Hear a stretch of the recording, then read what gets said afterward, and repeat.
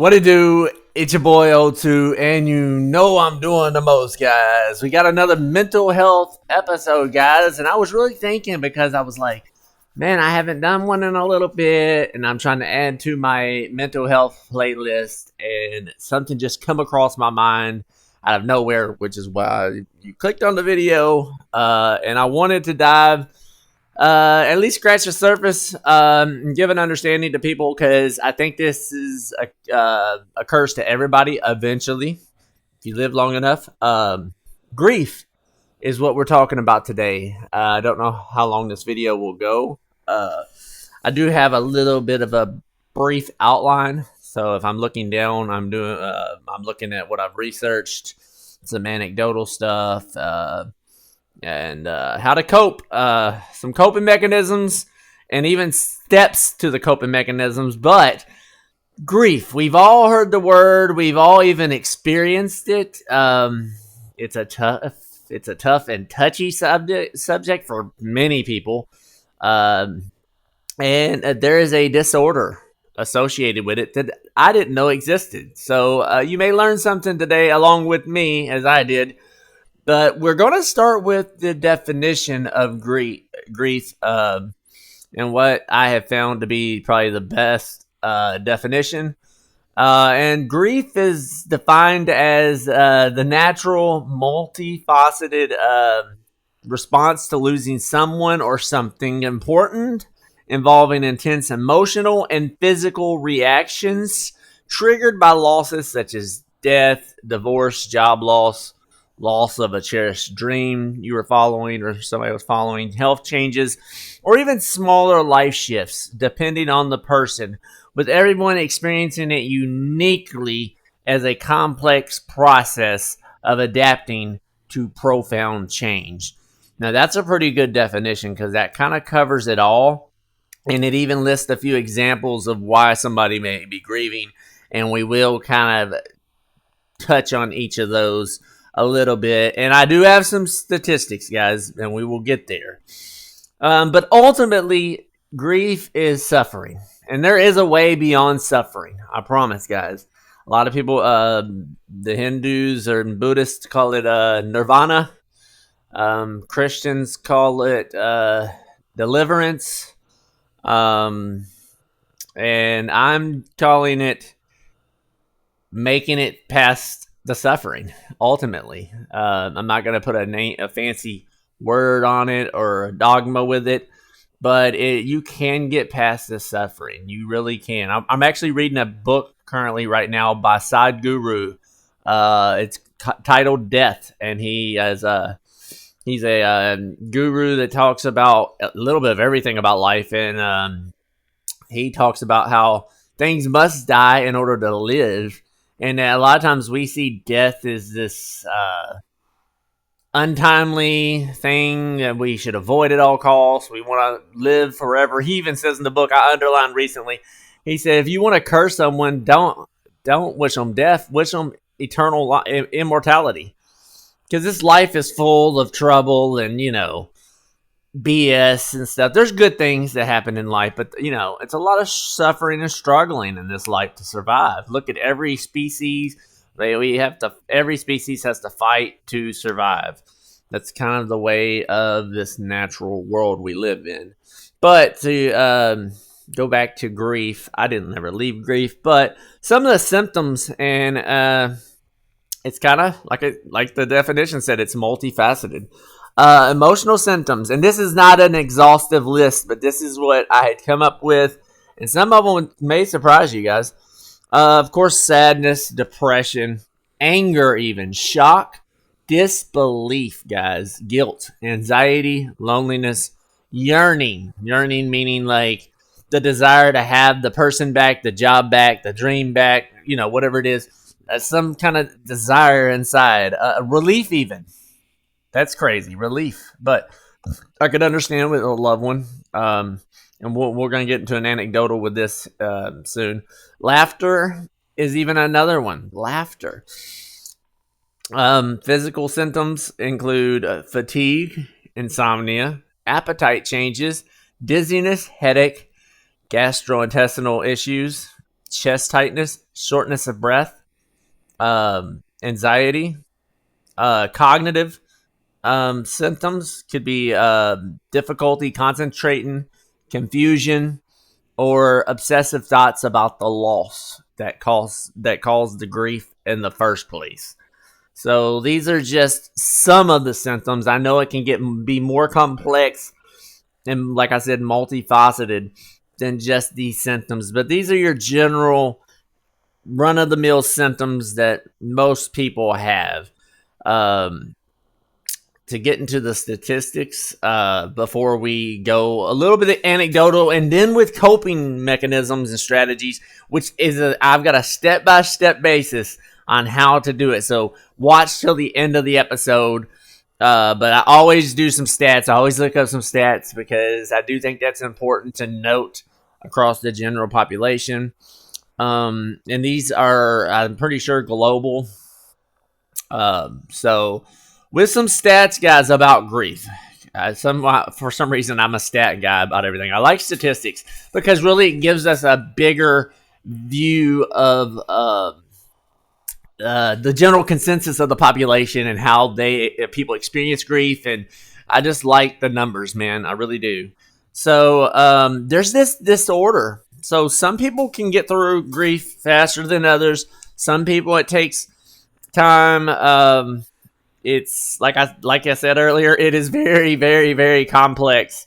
Losing a loved one, I will say right before we get into the statistics, we lost my wife and I and her sister and her brother, my brother-in-law, I guess, in a way, lost her father. Shout out to Andrew Gray. In March of 2025 this year. As I'm making this video, we're still grieving. It's been March, man. It happened in March, and we're now in December, and it feels like it just happened, man. We're never gonna forget him. I'm kind of sad talking about it right now, but to get to the statistics, there's a disorder, man. 10 to 15% of people can, I don't know how do you say this, develop, I guess, prolonged grief disorder, where these symptoms are not only intense, but they persist for long time, meaning years. At that time, that's what I'm about to get into. 40% of grievers, people that grieve, may face depression initially. So that means the majority actually postpone the grief, which is very interesting. And women and elderly people, older adults, are linked to higher risk and poorer health, worse health, following the grief process. 71%, though, feel grief less than 12 months. They get through the grieving process within a year. 71. So that's a good thing. Within a year, the majority, 71%, get through the grief within 12 months. 11% after a year. So that could be anywhere from a year to probably, I would guess, 2 years maybe. And then there's 17, but this is the crazy thing. It's larger than the 11%. 17% remain in this grieving process for years, which that's where they get that 10 to 15%. 17 remain in it for years, can remain in it for years. That's the thing. It may not hit instantly. A lot of people are in shock when they lose a job or a loved one, or their dreams don't come to fruition, or a divorce. I've been through a divorce too. I can speak anecdotally about that. That hurt me so bad, guys. I went on a cocaine and alcohol bender from hell because of it. Because, I just couldn't get right, and the marriage was failing. My ex-wife wanted me to sign the divorce papers, and I couldn't take it, so I went on a cocaine and alcohol binge, guys. I am 3 years sober from alcohol. And that's crazy to think, because alcohol was really what destroyed my first marriage to begin with. Um, but another little kind of a statistic in a way is not having a friend or a partner, somebody you can go to, can make things worse. And then 1 in 12 children lose a parent by the age of 18. 1 in 12. That's crazy. By the time they're legally an adult, 1 in 12. Start doing the numbers. By 100, it's almost 10 people. Out of 100 people, it's almost 10 people. Keep doing the math. The number gets bigger and bigger, guys. And grief is this thing that nobody can escape. And some people can get through it quicker. Some people can have been through it before. But for those that do not lose hope, because I have a step-by-step guide that I hope helps everyone that listens to this mental health episode. And be sure to check out my other mental health episodes. Some of them are dark, bleak. Some of them are a little anecdotal, and they all have statistics, but some of them are dark and taboo, like my suicide episode. But be sure to check them all out.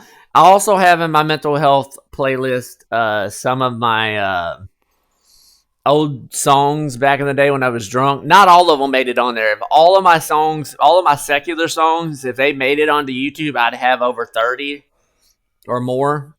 A lot of them got lost in time down when I lived in Carthage, Tennessee, Lebanon, Tennessee. A lot of them were lost even here through having to get rid of phones and stuff. Back in my criminal days, guys. But coping. So we're going to get to the coping part because I don't want this to be a super long video. I want people to be able to enjoy it or at least take something away from it.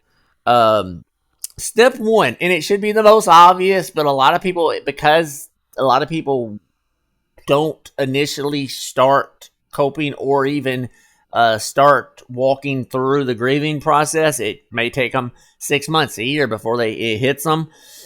Step 1, acknowledge your feelings and don't ignore them. Do not, okay, I'll give you an example. When you fall and hurt your knee, I'm going to put it in the physical to make it make more sense. When you fall and hurt your knee, say you fall and bust your knee open and it's bleeding. Do you just get up and just continue walking? No, not a normal person at least. Maybe as a skateboarder, I would get up, I'd brush it off, wipe a little blood, and keep skating if it wasn't bad enough. But most people, you fall and you hurt your knee and you bloody it up. You stop, you clean, you get the blood off, you clean it, and then you maybe put some, antibiotic cream on it, and you watch it. You nurture it. So in the same way, acknowledge your feelings and don't ignore them. Acknowledge that, hey, I'm grieving. So just like the knee, I've got a cut. I've got to do something about it. Don't just sit back and be in shock. I'm not trying to tell you what to do because everybody's is unique and complex and stuff. But do try to acknowledge the grief as soon as you can, because the sooner you acknowledge it is the sooner you can start working on it, guys. And that is the truth. Step 2 of my coping strategy that I've come up with that has even helped me is practice self-care. After you acknowledged your feelings, they could range from severe depression, not eating right, making poor decisions, not difficulty concentrating, having tough time at work, especially if it's the loss of a loved one. You got to practice self-care, and I wrote out 3 different things that are important. You got to get sleep, guys. We have to have sleep. Sleep resets our bodies. Our livers detoxifies while we sleep. Everything resets when we sleep. So we need sleep, guys. You have to get sleep, if nothing else. And if you cannot sleep, I have a step for you that will help. But in nutrition, so the appetite may change. You may eat more. You may eat more junk food, or you may not eat much of anything at all. You have to keep a balanced diet, guys. Our gut-brain axis is real. We have a second brain, and it's called our gut. And GABA receptors are even in our gut that send to the brain. So when we're not eating right, it sends it to the brain, and if you're eating shit, you're gonna think like shit. Literally, the science is already out there. I'm just a voice to rebound on it. And exercise, guys. I know a lot of people laugh. I say this in every mental health episode, but exercise. I have been super consistent the last 2 years, and it has helped me a lot. It's not a cure-all. It's not. But exercise, guys. Our bodies need to move. You can't sit around and sulk forever. Now, I'm not trying to be insensitive about this, but you have to maintain, because there is a stability that you have to maintain, or you will fall apart, and it can destroy you. So exercise, go for a walk, go get a gym membership, go to the gym, run, do strength training, do whatever it takes in the gym or outside. If there's a hobby that requires exercise, biking, uh, like me, skateboarding. Step 3, seek support from friends, family, or groups, and allow time to heal. Allow time, because it takes time to heal and to process the grief.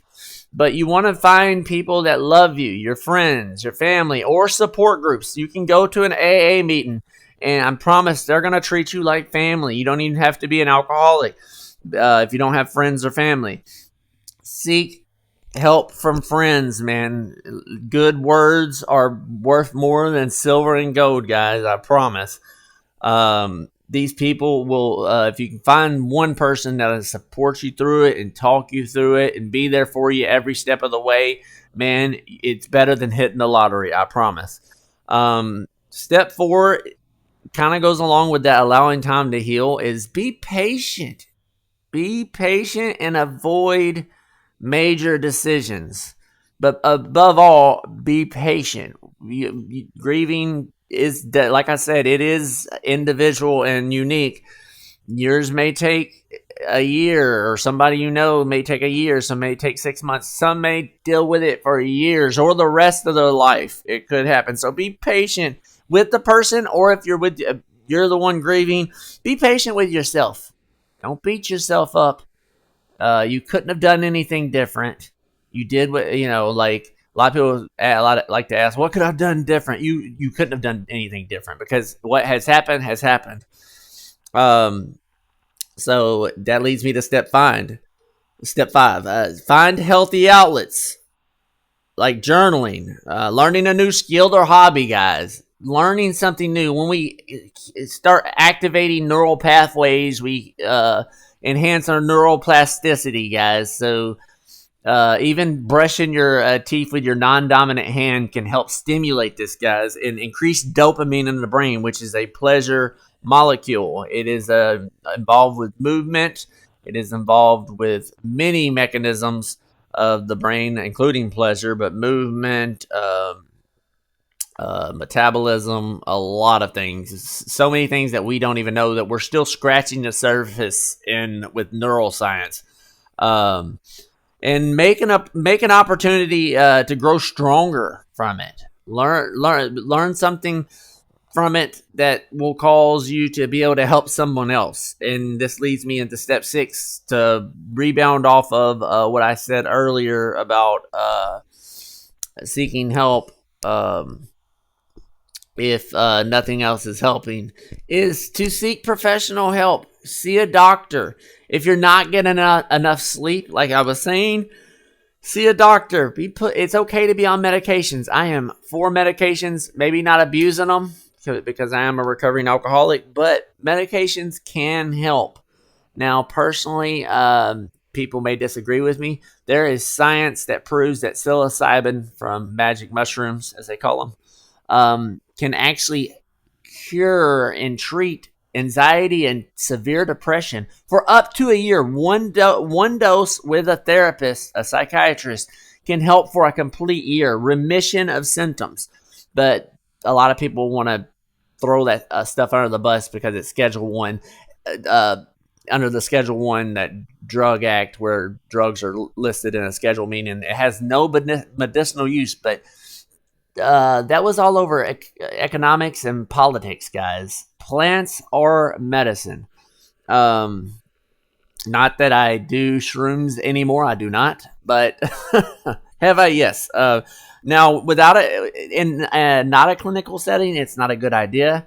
But in a clinical setting and on a small dose with guided therapy, it could help. There are big city. If you live in a big city, you may even have a psychiatrist that does it, a psilocybin treatment, and they have ketamine. And just where I live, an hour away, they have ketamine therapy too. Because these antidepressants, they come with a black box warning, guys, and they're so dangerous. They can actually make your depression worse. They can cause weight gain, which can make your depression and anxiety worse. They can cause diabetes, brain zaps, which feels like freaking jolts of lightning in your head. Some people experience withdrawals. Men can suffer erectile problems. It can actually mess with other medications that you're already taking and cause serotonin syndrome. So I don't advise it to mix it with everything. That's why plants are here for a reason. I think every plant has a use of some sort for our benefit. Um, Along with step 6, too, the second part of it, honor the memories that you have, because ultimately, guys, everything that we know is merely an accumulation and a compilation of memories that we have accumulated over time. So when there's grief of loss of a loved one, remember the good times you had with them, not the bad times or even the time where you lost them through death. Remember the good times only. That will help. Not to say erase the bad times is like a, I don't know, repressed memory type thing, but focus on the positive. If you had an event that stood out to you as a kid, or you went to a game with them, a hockey game. When we went to a hockey game with my father-in-law, and man, I still remember that. Man, I remember him chanting along with the team we were watching and stuff, and he was just so happy to have me and my wife with him, his daughter. It was beautiful, and I still remember that moment like it was yesterday, guys. So honor the memories that you have with the loved ones. If it's a job, try to think about what you did good in that job, your strengths in that job. If it was a cherished dream that you just didn't come to fruition, maybe perhaps pursue it harder, or perhaps look into something else, or chase it again. I'm always for somebody chasing a dream. With divorce, it's best to speak with somebody of the same gender about it. Somebody that's been down the same road. That may help. Divorce hurts just, I think, as bad as the loss of a loved one, because you are technically losing someone that you love or did love, and it's very, very difficult to deal with. But like I said, you can get past the suffering, guys and gals. You really can. It's tough. It seems like it would last forever. It can. You can let it, but you have the power to control your mind. You do. Whether you believe it or not, you do have the power to control your thoughts, what you do with your life after the fact, and how you deal with it. And I hope that you're able to, if you're watching this, to try to cope. That you make it through it. That I encourage you that, hey, I'm a byproduct of trauma and grief, a lot of grief through alcoholism, drug addiction, which alcohol is a drug, but they say drugs and alcohol because alcohol, I think, is the most addictive and destructive drug out there. But you can make it through, and you're not alone in it. We all grieve as humans. That's something, it's not unique to us. Elephants grieve when their loved ones die. I want to say seals and dolphins may too. So we're not the only species of animal that grieve. So know that you're not alone. Even the elephants grieve, guys. There's other animals that grieve. We're not the only ones that grieve. So it's a natural process. that we must get through to progress and become better and stronger, come out stronger than we were before, guys. And a lot of times we want to get stuck in our old ways, but create new traditions. That's another thing that you can do. Create new traditions in honor of maybe the person you lost or the job you lost, the dream that went to hell. Create new things, man, because creating new things is even in our brain, neuroplasticity, creating new neural pathways is the key and bridge to uh, joy and happiness and a fulfilling life. Thank you so much for watching this episode. If you watched it all the way through, I appreciate it. If you enjoyed it, drop a like. Leave a comment of some of you a grief experience you had.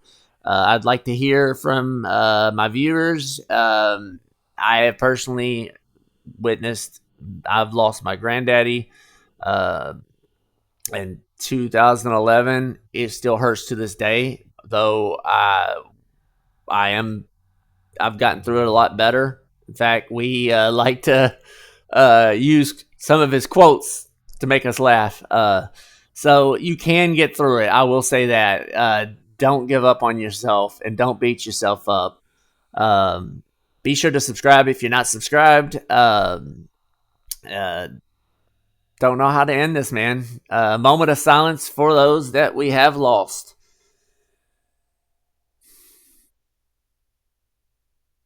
So yeah, thank you for watching. Thank you so much for watching.